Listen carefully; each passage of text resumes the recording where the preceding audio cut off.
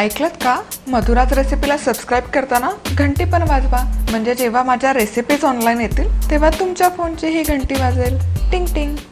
नमस्कार, मी मधुराज रेसिपी मराठीमध्ये तुम्हा सर्वांचं खूप खूप खूप मनापासून स्वागत.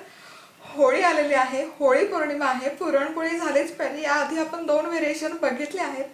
आजचं पण थोडंसं वेगळं व्हेरिएशन आहे. जरी आधी रेसिपी पोस्ट केली असली तरी ती पोस्ट करून खूप दिवस झालेत आणि आता नवीन मेंबर्स जॉईन झाले आहेत. त्यांच्यासाठी ही वेगळी पद्धत आणि नवीन रेसिपी. तर इथे चणा डाळ आहे. चणा डाळ 1 कप चणा डाळ स्वच्छ धुवून त्यामध्ये पाणी घालून मी ही एक 5 ते 6 तास भिजवून घेतली आहे. भिजवून छान अशी फ्लफी झाली आहे, तुम्ही बघू शकता.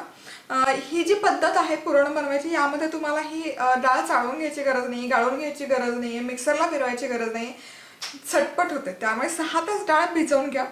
आता 1 कप डाळ असेल तर यामध्ये आपण 3 कप पाणी घालतो, म्हणजे मग आपल्याला जो कट बनवायचा त्याला पण ते वरचं पाणी घालतं. 1 पाव चमचा हळद, म्हणजे पुरणला रंग खूप सुंदर येतो. आधी हळद आपण मिक्स करून घेऊया मस्त. आणि वर एक फक्त पाव चमचा तेलाची धार किंवा तेलाचे थेंब टाकायचे. यामुळे काय होतं, ही डाळ आहे ती ओतू नाही जात कुकरच्या शिट्टीमधून, म्हणून तेल टाकणं गरजेचं आहे. आता झाकण लावूयात आणि मीडियम हीटवर 4 शिट्ट्या काढून घ्यायच्या. इथे एक 4 शिट्ट्या काढून झालेल्या आहेत. आणि बघूया डाळ, येस परफेक्ट. आता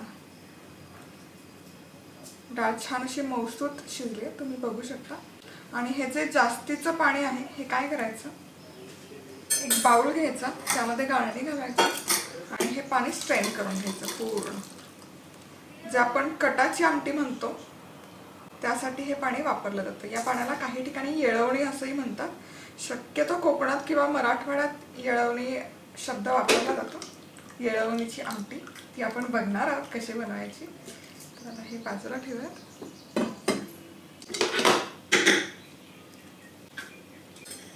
ही डाळ जी आहे ही आता डाळ मॅश करून घ्यायची. मिक्सरला वगैरे लावून घ्यायची गरज नाही, तर मॅशरने मॅश करून घ्यायची एकसारखी, किंवा स्ट्रेनर थ्रू स्ट्रेन करायची ही गरज नाही. परफेक्ट मॅश होते, मऊ शिजले त्यामुळे परफेक्ट. आणि डाळ छान अशी एकजीव झालेली आहे. या रेसिपीचं वैशिष्ट्य म्हणजे या रेसिपीमध्ये पुरण म्हणलं की खूप सारा पसारा होतो, भांडी पडतात. पण या पद्धतीने केलं तर कमीत कमी भांड्यांचा वापर करू आणि कमीत कमी त्रासामध्ये हे पुरण आपलं तयार होतं. आता यावेळेस आपण ही पुरण आहे, याआधी आपण गुळाचं कसं बनवायचं ते बघितलं होतं, गुळ घालून. तर यावेळेस साखरेचं पुरण आपण बनवायचं कसं ते बघतोय. तर 1 कप जेव्हा मी डाळ घेतली तर त्याच्यासाठी 1 कपला थोडीशी साखर कमी मी घालते, कमी गोडाचं पुरण करते. हवं तर तुम्ही समप्रमाणात साखर घातली तरी चालेल. मिक्स करायचं आणि हे छान असं शिजवून घ्यायचं.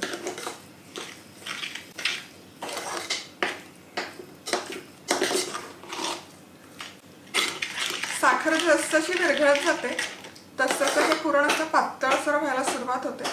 तर हे आपण कंटिन्यू करणार आहोत कुकिंग प्रोसेस याची, जोपर्यंत हे थोडंसं घट्टसर नाही होत.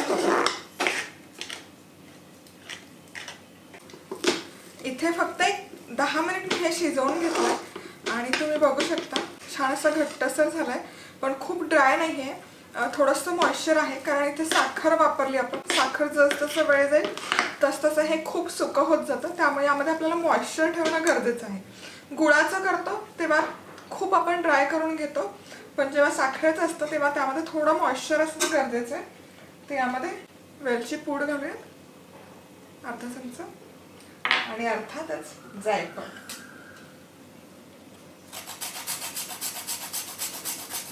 पाव चमचा जायफळ. मस्त. आणि आता हे अर्थातच मिक्स करून घ्यायचं.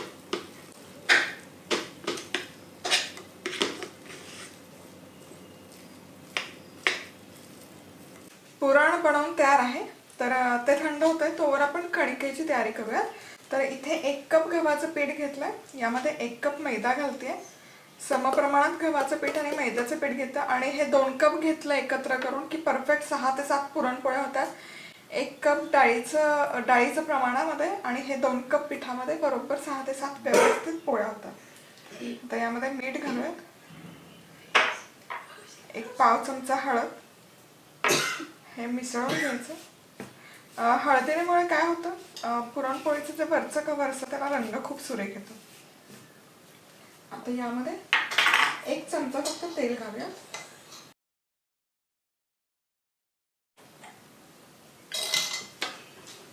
मिक्स करायचं.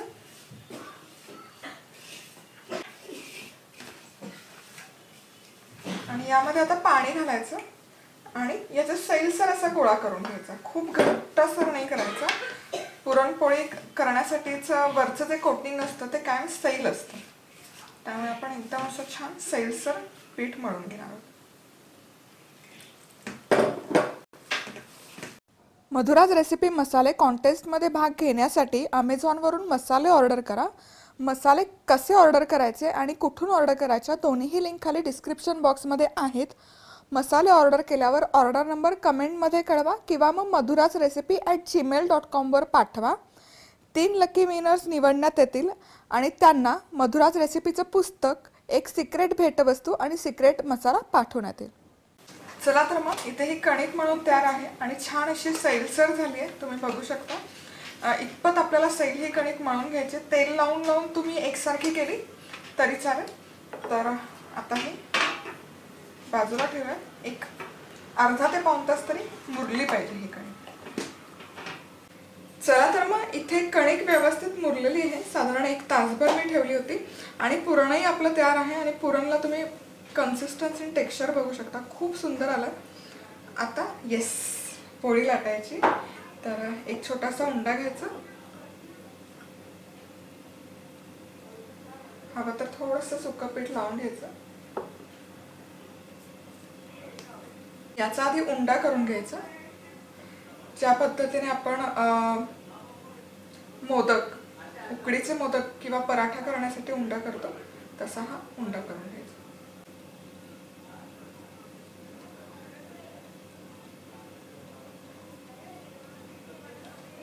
आता पुरण घ्यायचं. तुम्हाला कितपत पोळी भरलेली आवडते त्या अंदाजाने घेऊ शकता. काहींना खूप आवडतं, काहींना मीडियम आवडतं, मला मध्यम आवडते. खूप स्टफ केलेली पोळी आवडत नाही. उंडा ठेवायचा आणि हे क्लोज करून घ्यायचं.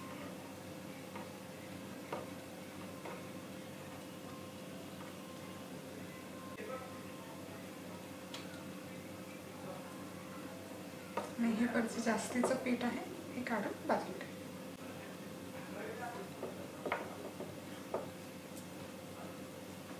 चिकटत असेल तर सुकं पीठ वापरायचं.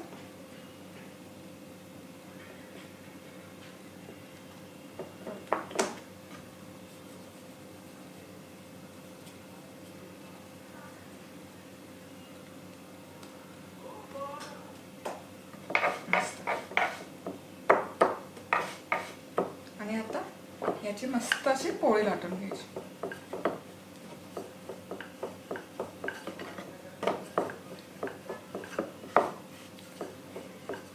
थोडीशी हळद जास्त झाली कणकेमध्ये, तुम्ही टाकताना कमी टाका.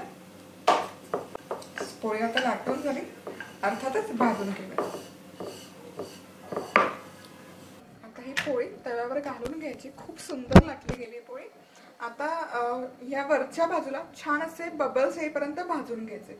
पलटी करायची, गडबड नाही करायची. बेस छान भाजून झाला की मग आपण पलटी करणार आहोत. छान फुलायला लागली पोळी. आता हलकीशी वरची बाजू भाजून, खालची बाजू भाजून झाली की आपण मस्त पलटी करायची. सुंदर. आणि दुसऱ्या बाजूने पण भाजून घ्यायचं. तुम्ही बघू शकता पोळी खूप छान फुललेली आहे, फुगलेली आहे. हा.